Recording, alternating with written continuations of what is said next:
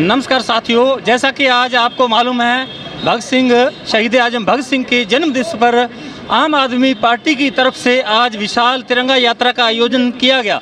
इस अवसर पर आम आदमी पार्टी के पंजाब के बल्लुआना से विधायक अमनदीप गोल्डी मुसाफिर भी यहाँ पहुँचे हुए हैं।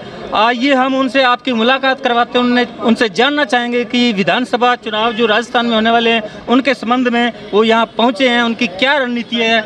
हाँ जी, सत श्री अकाल जी, साडे चैनल से तुहाडा स्वागत है। सत श्री अकाल जी, बहुत बहुत धन्यवाद। और मैं तुहाडे सारे चैनल के दर्शकों को भी सत श्री अकाल राम राम कहना जी। ਤੇ ਤੁਸੀਂ ਇੱਥੇ ਪਹੁੰਚੇ ਕਦੋਂ ਚੱਲੇ ਸਵੇਰੇ? ਅੱਜ ਸਵੇਰ ਦੇ ਅਸੀਂ ਪਹਿਲਾਂ ਇੱਥੇ 3 ਵਜੇ ਪਹੁੰਚੇ ਹਾਂ ਔਰ ਮੈਂ ਧੰਨਵਾਦ ਕਰਦਾ ਸਾਡੀ ਘੜਸਾਨਾ ਦੀ ਆਮ ਆਦਮੀ ਪਾਰਟੀ ਦੀ ਜਿਹੜੀ ਲੋਕਲ ਲੀਡਰਸ਼ਿਪ ਹੈ। ਇਹ ਤਾਂ ਕਰ ਹੀ ਰਹੇ, ਤੁਸੀਂ ਕਿੰਨੀ ਕੁ ਮਿਹਨਤ ਕਰ ਰਹੇ ਹੋ ਪਾਰਟੀ ਵਾਸਤੇ? ਔਰ ਅਸੀਂ ਦੇਖੋ, ਮੈਂ ਰਾਜਸਥਾਨ ਦੇ ਬੀਕਾਨੇਰ ਸੰਭਾਗ ਦਾ ਪ੍ਰਭਾਰੀ ਲਗਾਇਆ ਮੈਨੂੰ ਆਮ ਆਦਮੀ ਪਾਰਟੀ ਨੇ, ਔਰ ਅਸੀਂ ਹਰੇਕ ਵਿਧਾਨ ਸਭਾ ਦੇ ਵਿੱਚ ਜਾ ਕੇ ਤਿਰੰਗਾ ਯਾਤਰਾ ਕਰ ਰਹੇ ਹਾਂ ਔਰ ਪ੍ਰਚਾਰ ਪ੍ਰਸਾਰ ਕਰ ਰਹੇ ਹਾਂ ਔਰ ਰੈਲੀਆਂ ਕਰ ਰਹੇ ਹਾਂ। ਇੱਥੋਂ ਦੇ ਜਿਹੜੇ ਵਰਕਰ ਹੈ, ਆਰਟੀ ਦੇ ਕਾਰਜਕਰਤਾ ਹੈ, ਉਹਨਾਂ ਦੇ ਵਾਸਤੇ ਕੀ ਤੁਸੀਂ ਕਹਿਣਾ ਚਾਹੋ, ਕੀ ਸੰਦੇਸ਼ ਲੈ ਕੇ ਆਏ ਹੋ? ਦੇਖੋ, ਮੈਂ ਸੰਦੇਸ਼ ਇਹ ਲੈ ਕੇ ਆਇਆ ਕਿ ਅਸੀਂ 1.5 ਸਾਲ ਪਹਿਲਾਂ ਜਿਹੜੀਆਂ ਗਰੰਟੀਆਂ ਸ਼੍ਰੀ ਅਰਵਿੰਦ ਕੇਜਰੀਵਾਲ ਸਾਹਿਬ ਨੇ ਪੰਜਾਬ ਦੇ ਲੋਕਾਂ ਨੂੰ ਦਿੱਤੀਆਂ ਸੀ, ਅਸੀਂ 90% ਉਹ ਗਰੰਟੀਆਂ ਪੂਰੀਆਂ ਕਰਤੀਆਂ। ਹੁਣ ਉਹੀ ਗਰੰਟੀਆਂ ਅਸੀਂ ਕੇਜਰੀਵਾਲ ਸਾਹਿਬ ਜੈਪੁਰ ਦੇ ਵਿੱਚ ਰਾਜਸਥਾਨ ਦੇ ਲੋਕਾਂ ਨੂੰ ਵੀ ਦੇ ਕੇ ਗਏ ਆ। ਇੱਕ ਵਾਰ ਇੱਕ ਮੌਕਾ ਕੇਜਰੀਵਾਲ ਸਾਹਿਬ ਵਾਸਤੇ ਅਸੀਂ ਮੰਗਣ ਆਏ ਆ, ਕਿਉਂਕਿ ਅਸੀਂ 75 ਸਾਲ ਤੋਂ ਕਾਂਗਰਸ ਔਰ ਬੀਜੇਪੀ ਨੂੰ ਵਾਰ-ਵਾਰ ਵੋਟਾਂ ਪਾ ਕੇ ਚੁਣ ਰਹੇ ਹਾਂ। ਸਾਡੇ ਅੱਜ ਵੀ ਉਹੀ ਮੁੱਦੇ ਆ ਜਿਹੜੇ 75 ਸਾਲ ਪਹਿਲੇ ਸਾਡੇ ਬਾਪ ਦਾਦਾ ਦੇ ਮੁੱਦੇ ਇਹਨਾਂ ਲੀਡਰਾਂ ਕੋਲ ਹੁੰਦੇ ਸੀ। ਅਸੀਂ ਅੱਜ ਵੀ ਉਹਨਾਂ ਗਲੀਆਂ ਨਾਲੀਆਂ ਤੱਕ ਹੀ ਸੀਮਤ ਆ। ਸਾਡੇ ਰਾਜਸਥਾਨ ਦੇ ਸਕੂਲਾਂ ਦਾ ਬੁਰਾ ਹਾਲ ਹੈ, ਹਸਪਤਾਲਾਂ ਦਾ ਬੁਰਾ ਹਾਲ ਹੈ। ਅਸੀਂ ਪੰਜਾਬ ਦੇ ਵਿੱਚ 117 ਸਕੂਲ ਆਫ ਐਮੀਨੈਂਸ ਖੋਲ੍ਹਤੇ ਆ ਔਰ ਅਸੀਂ 1.5 ਸਾਲ ਦੇ ਵਿੱਚ 580 ਤੋਂ ਵੱਧ ਮੁਹੱਲਾ ਕਲੀਨਿਕ ਖੋਲ੍ਹਤੇ ਆ। ਔਰ ਹੁਣ 2 ਤਰੀਕ ਨੂੰ ਸ਼੍ਰੀ ਅਰਵਿੰਦ ਕੇਜਰੀਵਾਲ ਸਾਹਿਬ ਪਟਿਆਲੇ ਦੇ ਵਿਖੇ ਬਹੁਤ ਵੱਡੇ ਹਸਪੀਟਲ ਦਾ ਉਦਘਾਟਨ ਕਰਨ ਵਾਸਤੇ ਆ ਰਹੇ ਆ। ਪਰ ਰਾਜਸਥਾਨ ਦੇ ਵਿੱਚ ਸਾਨੂੰ ਇਹ ਚੀਜ਼ਾਂ ਦੇਖਣ ਨੂੰ ਨਹੀਂ ਮਿਲਦੀਆਂ। ਪੰਜਾਬ ਦੇ ਵਿੱਚ ਤੁਸੀਂ ਇਹ ਜਿਹਾ ਕੋਈ ਖਾਸ ਕੰਮ ਕੀਤਾ ਜਿਹਨੂੰ ਤੁਸੀਂ ਮਿਸਾਲ ਦੇ ਤੌਰ ਤੇ ਰਾਜਸਥਾਨ 'ਚ ਲਾਗੂ ਕਰੋਗੇ ਜਾਂ ਮਤਦਾਤਾ ਜਿਹੜੇ ਹੈਗੇ ਵੋਟਰ ਉਹਨਾਂ ਦੇ ਕੋਲ ਜਾਓਗੇ ਉਸ ਮਿਸਾਲ ਨੂੰ ਲੈ ਕੇ ਕਿ ਪੰਜਾਬ ਦੇ ਅੰਦਰ ਅਸੀਂ ਆਹ ਕੁਝ ਕੀਤਾ ਆਮ ਸਧਾਰਨ ਲੋਕਾਂ ਵਾਸਤੇ? ਦੇਖੋ, ਮੈਂ ਇੱਕ ਗੱਲ ਕਹਿਣਾ ਚਾਹੁੰਦਾ ਕਿ ਜਦੋਂ ਇਲੈਕਸ਼ਨ ਹੁੰਦਾ ਇਹ ਲੋਕ ਵਾਅਦੇ ਕਰ ਦਿੰਦੇ, ਚੋਣ ਮੈਨੀਫੈਸਟੋ ਲੈ ਕੇ ਆਉਂਦੇ, ਅਸੀਂ ਇਹ ਕਰਾਂਗੇ, 2 ਕਰੋੜ ਨੌਕਰੀਆਂ ਦੇਵਾਂਗੇ, 15-15 ਲੱਖ ਤੁਹਾਡੇ ਖਾਤੇ 'ਚ ਆਉਣਗੇ। ਪਰ ਜਦੋਂ ਵੋਟਾਂ ਪੈ ਜਾਂਦੀਆਂ ਇਹਨਾਂ ਦੀ ਸਰਕਾਰ ਬਣ ਜਾਂਦੀ ਹੈ ਤੇ ਬਾਅਦ 'ਚ ਕਹਿ ਦਿੰਦੇ ਇਹ ਚੀਜ਼ਾਂ ਜੁਮਲਾ ਸੀ। ਪਰ ਆਮ ਆਦਮੀ ਪਾਰਟੀ ਦੇ ਕਿਸੇ ਵੀ ਨੇਤਾ ਦੀ ਗੱਲ ਕੋਈ ਜੁਮਲਾ ਨਹੀਂ ਹੈ। ਅਸੀਂ ਗਰੰਟੀਆਂ ਦਿੱਤੀਆਂ, ਲਿਖ ਕੇ ਗਰੰਟੀਆਂ ਦਿੱਤੀਆਂ, ਉਹ ਅਸੀਂ ਦਿੱਲੀ ਦੇ ਵਿੱਚ ਵੀ ਪੂਰੀਆਂ ਕੀਤੀਆਂ ਔਰ ਅਸੀਂ ਪੰਜਾਬ ਦੇ ਵਿੱਚ ਵੀ ਪੂਰੀਆਂ ਕੀਤੀਆਂ। ਤੇ ਵਿਪਕਸ਼ ਜਿਹੜਾ ਉਹ ਆਰੋਪ ਲਾਉਂਦਾ ਹੈ ਕਿ ਰੇਵੜੀਆਂ ਵੰਡਦੇ ਆ ਕੇਜਰੀਵਾਲ ਜੀ ਦੀ ਪਾਰਟੀ। ਅਸੀਂ ਰੇਵੜੀਆਂ ਵੰਡਦੇ ਹਾਂ, ਲੋਕਾਂ ਨੂੰ ਵੰਡਦੇ ਹਾਂ, ਇਹ ਤਾਂ ਆਪਦੇ ਲੀਡਰਾਂ ਨੂੰ ਵੰਡਦੇ ਆ। ਹੁਣ ਭੱਜੇ ਫਿਰਦੇ ਜ਼ਮਾਨਤਾਂ ਕਰਾਉਂਦੇ, ਅਸੀਂ ਲੋਕਾਂ ਨੂੰ ਦਿੰਦੇ ਹਾਂ, ਲੋਕਾਂ ਦਾ ਪੈਸਾ ਲੋਕਾਂ ਤੇ ਲਗਾਉਣੇ ਆ। ਪੰਜਾਬ ਦੇ ਵਿੱਚ 1.5 ਸਾਲ ਦੇ ਵਿੱਚ 40,000 ਸਰਕਾਰੀ ਨੌਕਰੀਆਂ ਦਿੱਤੀਆਂ ਮੁੱਖ ਮੰਤਰੀ ਸਰਦਾਰ ਭਗਵੰਤ ਸਿੰਘ ਮਾਨ ਸਾਹਿਬ ਨੇ, ਔਰ ਇਹਨਾਂ ਨੇ ਕੀ ਦਿੱਤਾ? ਕੁਛ ਨਹੀਂ ਦਿੱਤਾ। ਇਹਨਾਂ ਲਾਠੀਚਾਰਜ ਹੁੰਦੇ ਨੇ। 20,000 ਜਿਹੜੇ ਕੱਚੇ ਮੁਲਾਜ਼ਮ ਸੀ ਉਹ ਅਸੀਂ ਪੱਕੇ ਕੀਤੇ। ਹੁਣ ਤੱਕ ਕੱਚੇ ਘਰਾਂ ਦਾ ਵੀ ਮਕਾਨ ਨਹੀਂ ਰਿਹਾ ਤੇ ਨੌਕਰੀਆਂ ਕੱਚੀਆਂ ਦਿੰਦੇ ਰਹੇ ਅੱਜ ਤੱਕ। ਇੱਕ ਹੋਰ ਆਰੋਪ ਲਾਇਆ ਜਾਂਦਾ ਪੰਜਾਬ 'ਚ ਤੁਸੀਂ ਜਿਵੇਂ ਬਹੁਤ ਵੱਡੇ ਪੱਧਰ ਤੇ ਜਿੱਤ ਹਾਸਲ ਕੀਤੀ, 90 ਸੀਟਾਂ ਹਾਸਲ ਕੀਤੀਆਂ, ਬਹੁਮਤ ਦੀ ਸਰਕਾਰ ਬਣੀ, ਉਸ ਤੋਂ ਬਾਅਦ ਵੀ ਹਜੇ ਤੱਕ ਨਸ਼ੇ ਵਾਲਾ ਕਾਰੋਬਾਰ ਜੋ ਧੜੱਲੇ ਨਾਲ ਹੋ ਰਿਹਾ ਖੁੱਲ੍ਹ ਰਿਹਾ, ਯੁਵਾ ਪੀੜ੍ਹੀ ਖਤਮ ਹੋ ਰਹੀ ਹੈ, ਉੱਥੇ ਤੇ ਕੋਈ ਕੰਟਰੋਲ ਨਹੀਂ ਹੋ ਰਿਹਾ। ਦੇਖੋ, ਨਸ਼ੇ ਦੇ ਮੁੱਦੇ ਨੂੰ ਲੈ ਕੇ ਮੁੱਖ ਮੰਤਰੀ ਸਾਹਿਬ ਔਰ ਸ਼੍ਰੀ ਅਰਵਿੰਦ ਕੇਜਰੀਵਾਲ ਸਾਹਿਬ ਬਹੁਤ ਸੀਰੀਅਸ ਹੈ ਔਰ ਅਸੀਂ ਬੜੇ ਰਿਕਵਰੀਆਂ ਹੋਈਆਂ ਸੀ, ਬੜੀਆਂ FIR ਦਰਜ ਹੋਈਆਂ ਜਿਹੜੇ ਨਸ਼ਾ ਕਰਦੇ ਆ, ਅਸੀਂ ਉਹਨਾਂ ਦਾ ਵੀ ਇਲਾਜ ਕਰਵਾ ਰਹੇ ਔਰ ਅਸੀਂ ਪਿੰਡ ਦੇ ਵਿੱਚ ਨਸ਼ਾ ਕਮੇਟੀਆਂ ਵੀ ਬਣਾਈਆਂ। ਅੱਛਾ, ਰਾਜਸਥਾਨ ਦੇ ਅੰਦਰ 200 ਸੀਟਾਂ ਹੈ, ਪੰਜਾਬ 'ਚ ਤਾਂ ਛੋਟਾ ਸਟੇਟ ਹੈ ਤੇ 117 ਕਿੰਨੀਆਂ ਸੀਟਾਂ, ਇੱਥੇ 200 ਸੀਟਾਂ, ਪੂਰੀਆਂ ਸੀਟਾਂ ਤੇ ਕੈਂਡੀਡੇਟ ਖੜੇ ਕੀਤੇ ਜਾਣਗੇ। ਪੂਰੀਆਂ 200 ਸੀਟਾਂ ਤੇ ਅਸੀਂ ਇਲੈਕਸ਼ਨ ਲੜਾਂਗੇ ਜੀ।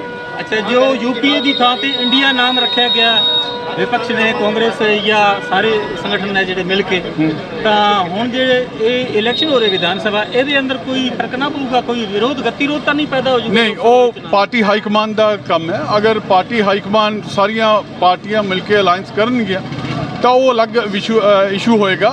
ਬਟ ਅਸੀਂ ਹਜੇ 200 ਵਿਧਾਨ ਸਭਾ ਤੇ ਅਸੀਂ ਤਿਆਰੀ ਕਰ ਰਹੇ ਹਾਂ। अच्छा, कोई खटास ना पैदा हो जाए जिवें गुजरात च हुई है? नहीं, कोई खटास नहीं है।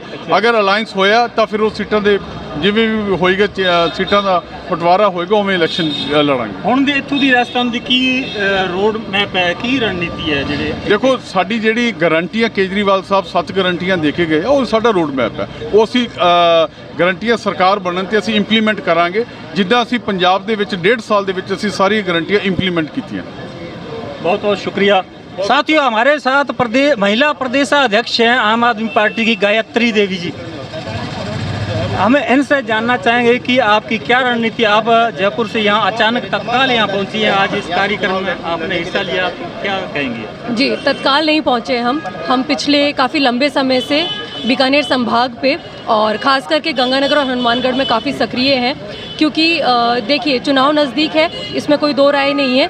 और जिस तरीके से जो दूसरी पार्टियां हैं वो सिर्फ चुनाव से जस्ट पहले जब उनके टिकट्स डिसाइड हो जाते हैं तब जनता के बीच में जा कर के हाथ जोड़ करके मगरमच्छ के आंसू बहा करके उनसे वोट बटोरती है, तो उस तरीके का काम आम आदमी पार्टी नहीं करती है। आम आदमी का मतलब है धरातल पर वो कुछ नहीं किया उन्होंने आज तक। बिल्कुल बिल्कुल बिल्कुल। देखो 75 साल हो चुके हैं आज़ादी को, आज भी हम जहां मूलभूत सुविधाओं की बात करते हैं तो ये हमारे लिए बहुत ही शर्म की बात है कि हम आज़ाद देश होने के बावजूद, टेक्नोलॉजी आज इतनी एडवांस हो गई है, उसके बावजूद हम लोग आज सड़क, पानी, बिजली, अच्छे स्कूल, अच्छे स्वास्थ्य, इन सब मुद्दों की बात करते हैं। तब इन सब मुद्दों से कब ऊपर उठेंगे, तब जाकर के हम आगे के जो देश को आगे बढ़ाने की बात करेंगे। जब तक हम इन मूलभूत सुविधाओं को ही पूरा नहीं कर पाएंगे। तो उसी तर्ज पर आम आदमी पार्टी जो है राजस्थान में इस बार पूरी 200 विधानसभाओं पे चुनाव लड़ रही है। और चुनाव के साथ साथ में मैं एक राजस्थान की जनता को आपके माध्यम से एक मैसेज देना चाहूँगी कि राजस्थान की जनता आम आदमी पार्टी के लिए केवल वोट महज नहीं है। हमारे लिए राजस्थान की जनता केवल वोटर नहीं है, हमारे लिए राजस्थान की जनता हमारा परिवार है और उस परिवार के लिए हम यहाँ काम करने आए हैं। जो गड़साना क्षेत्र है इसके अंदर आपने सुना होगा और मीडिया के माध्यम से आपको पता चला होगा, यहाँ नशे का कारोबार बहुत धड़ल्ले से चल रहा है। अगर आपकी सरकार आती है तो इस क्षेत्र के लिए आप क्या करेंगे? जी, ना केवल आपके क्षेत्र गड़साना में ही नहीं बल्कि पूरे गंगानगर हनुमानगढ़ का इस तरफ का जो बेल्ट है और ख़ास करके मैं पर्टिकुलर इस जगह की नहीं, अगर मैं ओवरऑल भी बात करूं तो आप जानते हो कि इल्लीगल एक्टिविटीज़ बहुत ज़्यादा बढ़ गई है। नशे की बात है जहाँ पे, और दूसरे भी इल्लीगल व्यापार है, सब तरीके की जो इल्लीगल गतिविधियाँ हैं वो बहुत ज़्यादा बढ़ी हुई। उसके पीछे कारण स्पष्ट है कि सरकार और जो क्रिमिनल्स हैं वो मिले हुए हैं, उनकी आपसी साँठगांठ है कि तुम क्राइम करो, तुम्हारे ऊपर हमारा हाथ है। उनका संरक्षण, बड़े बड़े मंत्रियों का संरक्षण जो क्रिमिनल्स हैं उनके साथ में है, इसलिए ये व्यापार बढ़ ही रहे हैं, ख़त्म नहीं हो रहे और ना कोई गिरफ्तारियाँ बड़े लेवल पे देखी जा रही है। तो जैसा कि आपको मालूम है राजस्थान के अंदर भाजपा और कांग्रेस दो राष्ट्रीय बड़ी पार्टियां हैं और उनके साथ आपकी टक्कर होगी, तो क्या आप आश्वस्त हैं, आपको कहीं कामयाबी सफलता मिलने की उम्मीद है? देखिए, इस चीज़ का जवाब हमको देने की ज़रूरत ही नहीं है। इस चीज़ का जवाब स्वयं जनता ने दिल्ली और पंजाब में दे के दिखाया था। वहाँ पे भी इतने सालों से बीजेपी कांग्रेस ही रूल कर रही थी, बट एक झटके में दिल्ली में कांग्रेस को साफ किया और 3 बारी हमारी सरकार बनी। वैसे ही पंजाब में हमारी एक झटके में कांग्रेस और बीजेपी का सफाया हुआ और हमारी सरकार आई। उसी तरीके से राजस्थान की जनता भी बहुत समझदार है, वो जानती है कौन उनके लिए काम करेगा और कौन इतने सालों से उनके साथ में जो है जुमलेबाजी कर रहा है। एक आम आदमी पार्टी का कहना है कि हम नए तरह की राजनीति कर रहे हैं और ये सब राजनीतिक दल हैं जो इंडिया के अंदर सबको सिखा देंगे कि किस प्रकार राजनीति की जाती है। तो उसके पीछे किस प्रकार की राजनीति है? जी देखिए, हम जानते हैं कि बहुत इन पार्टियों में बहुत देखने को मिला है कि परिवारवाद होता है, उसके बाद में जातीय आधार पर भेदभाव होता है और सामाजिक आधार पर और धर्म के आधार पर राजनीतियाँ होती है। आम आदमी पार्टी मात्र एक ऐसी पार्टी है जो काम की राजनीति करती है, जो काम के बारे में राजनीति करती है, जो जनता के मुद्दों की राजनीति करती है। वही मुद्दे हम जनता के बीच में लेके जाते हैं कि आपका कैसे भला होगा, आपके बच्चों का कैसे भला होगा, आपके बुजुर्गों का कैसे ध्यान रखा जाएगा, अच्छी स्कूलें कैसे बनेगी, अच्छी सड़कें कैसे बनेगी। उन सबको मद्देनजर रखते हुए आम आदमी पार्टी एकमात्र ऐसी पार्टी है जो काम के मुद्दों की राजनीति करती है। और मुझे कहते हुए बहुत खुशी हो रही है कि आप खुद भी देखेंगे कि पिछले कुछ टाइम से जो बीजेपी की रैलियां हो रही है और जो कांग्रेस की रैलियां हो रही है, उसमें आप देखेंगे कि ये लोग भी अब बढ़ चढ़ करके गारंटियों की बात करने लगे। वो गारंटियों की बात आज तक तो नहीं की, वो कहाँ से आई?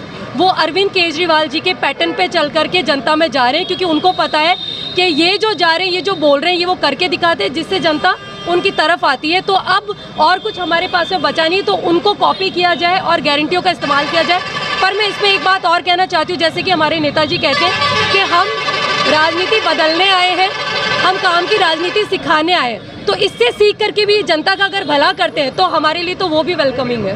तो आप गांधीवादी विचारधारा को फॉलो करते हैं या सरदार भगत सिंह की विचारधारा को फॉलो? हम सभी उन हमारे जो नेता रहे हैं, जो हमारे बड़े लीडर्स रहे हैं, उन सभी को फॉलो करते हैं, चाहे वो शहीद भगत सिंह जी हो गए, चाहे वो महात्मा गांधी जी हो गए, चाहे अंबेडकर साहब हो गए। वो लोग जिन्होंने देश को बनाया है, जिन्होंने देश की एकता और अखंडता को रखा है और जिन्होंने हमें इतना मजबूत संविधान दिया है, हम उन सब के फॉलोअर्स हैं और हम उन सब के दिखाए हुए रास्तों पे ही चलते हैं।